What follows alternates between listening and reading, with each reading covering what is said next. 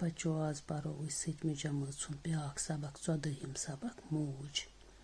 ची ची वुछ सान दद्राय फतिर तावन तो शांश।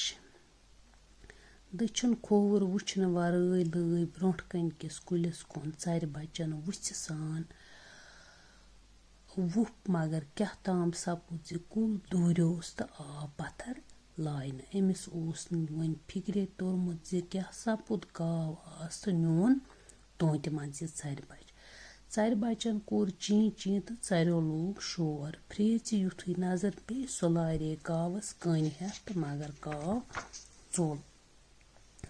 फ्रेच खच शांश वंज गोस दुब दुब जंग चजस नेरित अछो कन वसस उश दद्राय तो कलस थप करित बीठ पत्थर। ऐ क्या दलील गई मे पृछमस। यह फ्रेच आक जनान अक अमिस योर ब्याक जन्म इवान यह अमिस पृछान। यह वनान अमिस यमिस गावस पे तावन अम न्यू यमन चारन बच्चे। अम वोन उश वसान वसान अख तुय ٲسِس हिक ते खसान। बड़ फतिर छक मे वोनुस गाटल पट। युस यह ब्याक जन आय अमिस अम वोन फ्रेच ज छक फतिर ज छक बेकल काव नै चार बच्चस खे अद क्या जमींदारी कर्या।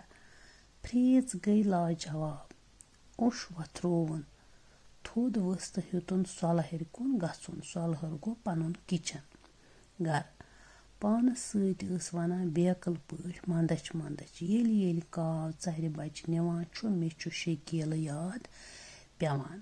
फ्रेच वस गई पन्नस गरस कुन तो यह पान बेकल पट मंदच मंदच पानसे सत वनान येल हसा काव छु चार बच्चन निवान मे हसा छु शकील याद पेवान। शकील छु फ्रेच आसान पनुन नीचू।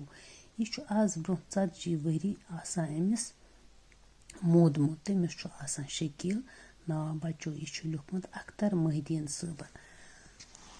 अख्तर मोहिद्दीन बहल पाई कशीर अफसान निगार नावल निगार तो तहकीकार। कशीर हिंदिस तवारीखस मुतलिक छक अहम मकाल लिखमत। दूध तो दग छ यहजी नावल। सत संगर तो सोंजल छ यहंदन अफसानन हंस सोंबरन तिम तर्जुमकार ते। अख्तर मोहिद्दीन गुजरे 2001 ईस्वी मज।